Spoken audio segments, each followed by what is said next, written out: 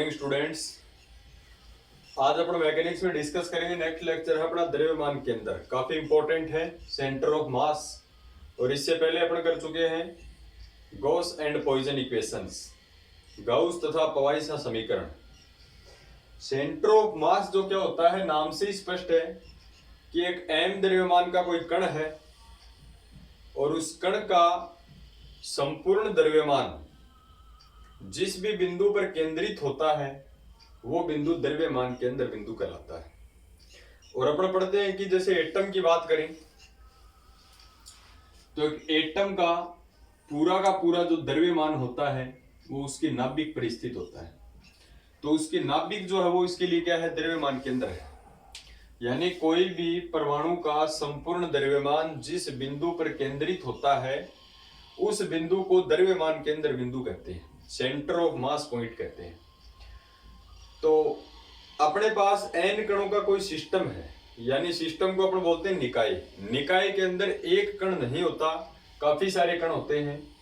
तो किसी भी निकाय के अंदर जो कणों का समूह होता है यानी ग्रुप ऑफ पार्टिकल्स, उन कणों के समूह में जहां भी उस सिस्टम का पूरा द्रव्यमान केंद्रित होता है उस बिंदु को द्रव्यमान केंद्र कहेंगे। और अपने को पता है कि कोई भी सिस्टम हो नेचर में उसका संपूर्ण द्रव्यमान उसके सेंटर के ऊपर होता है, इसलिए उसको अपन बोलते हैं द्रव्यमान केंद्र। तो अपन द्रव्यमान केंद्र की डेफिनेशन लिखें।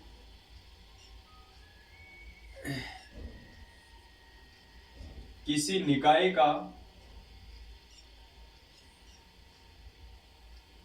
के अंदर ध्यान रखना है कि एक पार्टिकल नहीं होगा, काफी सारे पार्टिकल्स होंगे। किसी निकाय का द्रव्यमान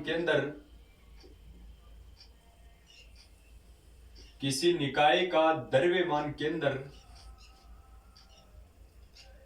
वह बिंदु होता है, किसी निकाय का द्रव्यमान केंद्र वह बिंदु होता है जहां उस निकाय का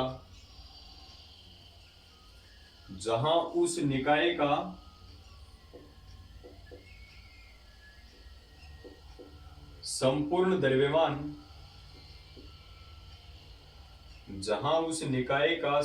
द्रव्यमान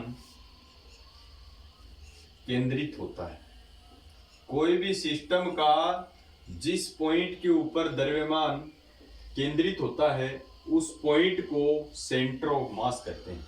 यानी किसी निकाय का द्रव्यमान केंद्र वह बिंदु होता है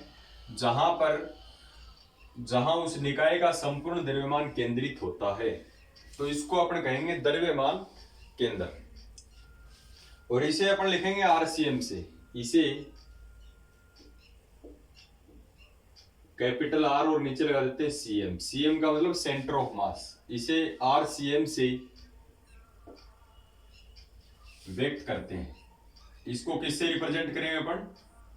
आरसीएम से। इसे आरसीएम से व्यक्त करते हैं। तो ये द्रव्यमान केंद्र की डेफिनेशन है। ध्यान रखना है कि कोई भी निकाय का द्रव्यमान केंद्र उसी बिंदु को बोलना है जहां पर उस निकाय का संपूर्ण यानी सारा का सारा द्रव्यमान केंद्रित होता है। और इसे अपन किससे लिखेंगे? आरसीएम से। यानी द्रव्यमान केंद्र को किससे रिप्रेजेंट करते हैं? आरसीएम से अपन व्यक्त करते हैं। इसके लिए अपन मान लें कि अपने पास कोई निकाय है और उस निकाय में n कण है। अपन चेक करें कि उस निकाय का संपूर्ण द्रव्यमान कहां होगा, क्योंकि उसको ही अपने को क्या बोलना है? सेंटर ऑफ मास बोलना है। माना किसी निकाय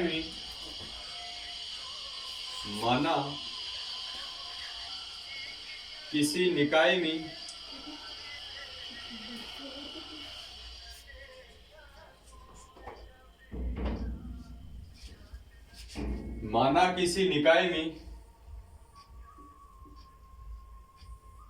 n कण है। कोई भी सिस्टम के अंदर अपन ने कितने कण मान लिए? n कण है।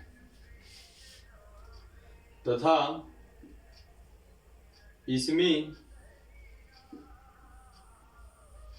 आईवां कोई कण है, आईवें कण का द्रव्यमान, आईवें कण का द्रव्यमान, द्रव्यमान को m से लिखते हैं। ये आईवें कण का द्रव्यमान है तो इसे mi से लिखते हैं, का द्रव्यमान mi है। एवं स्थिति सदिश, पोजीशन वेक्टर। स्थिति सदिश क्या होते हैं? मूल बिंदु से कण को मिलाने वाला सदिश स्थिति सदिश। स्थिति सदिश को अपना r वेक्टर से लिखते हैं। ये i में कण की बात हो रही है तो ri कण एवं स्थिति सदिश ri है। यानी अपने पास कोई ऐसा सिस्टम है,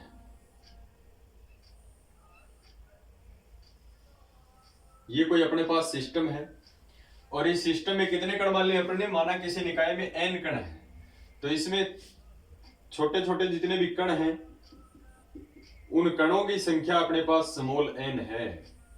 यानी किसी निकाय में कणों की संख्या कितनी है? n है। n का मतलब कुछ भी हो सकता है। इसमें आईवां कोई कण है, इसको अपन कोई सिस्टम के अंदर लिखते हैं। ये ओरिजिन पॉइंट है O, ये x डायरेक्शन है, ये y डायरेक्शन है। तो इसमें कोई आईवां कण अपन लेते हैं। जैसे सपोज ये कोई इसका आईवां कण है, यहां बिंदु P है, यानी ये कौन है? आईवां कण है। आईवां कण मतलब कुछ भी, कोई कौन सा भी कण हो सकता है, 10वां 20वां 40वां, आई की कुछ वैल्यू होगी क्योंकि इसमें n कण है। उस n कण में से एक कण चूज किया आपने। आईवां कण है, इस आईवें कण का द्रव्यमान कितना है? mi है और इसका स्थिति सदिश ri है। स्थिति सदिश क्या होता है? कण को मूल बिंदु से मिलाने वाला सदिश। ये कोई वेक्टर है जिसका मान कितना है? ri वेक्टर है। इस पूरे सिस्टम का द्रव्यमान केंद्र कहां होगा? एक रैंडमली अपन ऐसा बिंदु लेते हैं जहां पर इसका संपूर्ण द्रव्यमान केंद्रित है। मान ले कि ये द्रव्यमान केंद्र है, सेंटर है ये इसका C।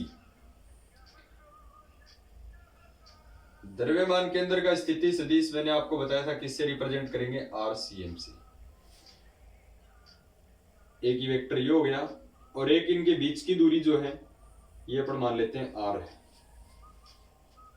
द्रव्यमान केंद्र और आईवां जो कण है इसके बीच की दूरी जो है अपन क्या मान लेते हैं? R है। या फिर अपन इसको मान लेते हैं ये C और आईवें कण के बीच की दूरी है, इसलिए अपन इसको लिख देते हैं RCI। क्या लिख दें? R के नीचे क्या लगा दें? RCI। तो ये अपने पास एक सिस्टम बन गया। अब इस सिस्टम में देखो अपन ने क्या माना है कि कोई निकाय है, इस निकाय में C तो क्या है? सेंटर पॉइंट है। सेंटर पॉइंट है इसका मतलब इस निकाय का संपूर्ण द्रव्यमान C पर केंद्रित है। रैंडमली अपन ने कोई मान लिया, जरूरी नहीं कि यही हो, इस पूरी बॉडी के अंदर कहीं पर भी हो सकता है सेंटर ऑफ मास। और एक आईवां कण है जिसका द्रव्यमान mi है और इस पूरे पिंड का जो द्रव्यमान है ये m है, यानी C के ऊपर सेंटर है, ये पूरा का पूरा कैपिटल M है। आईवें कण का द्रव्यमान mi है, इसका स्थिति सदिश ri है। सेंटर ऑफ मास जो है इसका स्थिति सदिश कैपिटल RCM है और इन दोनों के बीच का जो स्थिति सदिश है वो RCI है। तो अपन इसमें त्रिभुज का नियम लगाए। सदिशों के अपन ने नियम पढ़े हैं, सदिशों के त्रिभुज नियम से। सदिशों का त्रिभुज नियम अपन लगाएं। सदिशों का त्रिभुज नियम होता है, सदिशों का समांतर चतुर्भुज का नियम होता है, सदिशों का बहुभुज का नियम होता है। सदिशों का त्रिभुज नियम क्या कहता है कि यदि दो सदिश किसी त्रिभुज की दो भुजाओं को व्यक्त करते हैं तो विपरीत दिशा में मिलने वाला सदिश उनके परिणामी सदिश को व्यक्त करता है और परिणामी सदिश उन बाकी दोनों सदिशों के योग के बराबर होता है। तो ये देखो, ये RCM और RCI एक ही दिशा में है, इनके अपोजिट कौन मिलता है? RI। तो RI है वो इन दोनों के योग के बराबर होगा। ये सदिशों का त्रिभुज नियम होता है। यानी अपन क्या लिख सकते हैं? RI वेक्टर बराबर RCM और प्लस RCI। ये अपन किससे लिखे हैं? ये अपन लिखते हैं सदिशों के त्रिभुज नियम से। अब देखो, इसको mi से गुणा करते हैं अपन दोनों साइड, तो mi से अपन इसको गुणा करें तो एम आई आर आई पूरे को करना पड़ेगा अपने को, एम आई यानी आई वे कण के द्रव्यमान जो एम आई है उससे गुणा किया अपने, R C M plus M I R C I, यानी इस इक्वेशन को किससे गुणा किया, एम आई से गुणा किया। अब देखो एम आई तो क्या है, केवल आई वे कण का द्रव्यमान है, अपने को द्रव्यमान केंद्र ज्ञात करना है। तो द्रव्यमान केंद्र ऐसा पॉइंट है जिस पर सभी कणों का द्रव्यमान केंद्रित होता है, जितने भी इसके अंदर कण हैं उन सभी का द्रव्यमान सी के ऊपर केंद्रित है। तो कुल के लिए अपन क्या करेंगे, कुल कणों के लिए अपन समेशन का यूज करेंगे, यानी अपन किसका यूज करेंगे, समेशन का यूज करेंगे। अब देखो ये इक्वेशन अपने पास आ गई, अपन ये कहते हैं कि आई व कण और द्रव्यमान केंद्र के बीच की दूरी RCI है, ये 0 है। यदि RCI का मान क्या हो, 0 है। RCI का मान 0 होने का मीनिंग काफी इंपॉर्टेंट है। देखो RCI का मान 0 होने का मीनिंग है ये कि बीच की दूरी 0 हो गई, यानी आई वे कण का द्रव्यमान पूरा का पूरा कहाँ है, C के ऊपर है। तो RCI बराबर 0 है, तब ये क्या बचेगा, ये RCI की वैल्यू 0 हो गई, तो ये पूरा ही फंक्शन क्या हो गया, 0। तो क्या बचा, समेशन ऑफ MI RI बराबर समेशन ऑफ MI RCI।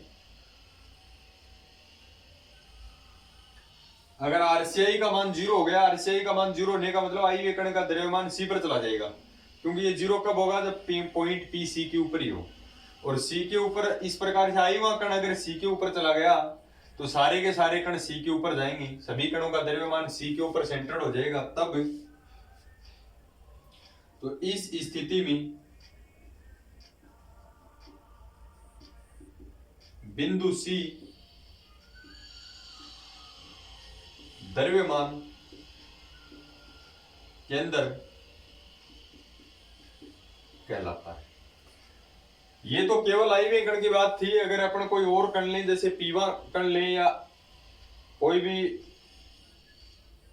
कोई केवा कण लें, एनवा कण लें, एमवा कण लें, कोई भी कण ले सकते हो, सभी का द्रव्यमान केंद्र कहाँ होगा, C होगा। तो इस कंडीशन अगर, लेकिन कंडीशन है इसके लिए, अगर RCI का मान 0 हो जाए, यानी पॉइंट P कहाँ चला जाए, C पर चला जाए, तो RCI का मान 0 हो जाए। तो RCI का मान अगर 0 है तब ये इक्वेशन बचेगी। इस स्थिति में बिंदु C जो है वो क्या कहलाएगा, द्रव्यमान केंद्र कहलाता है।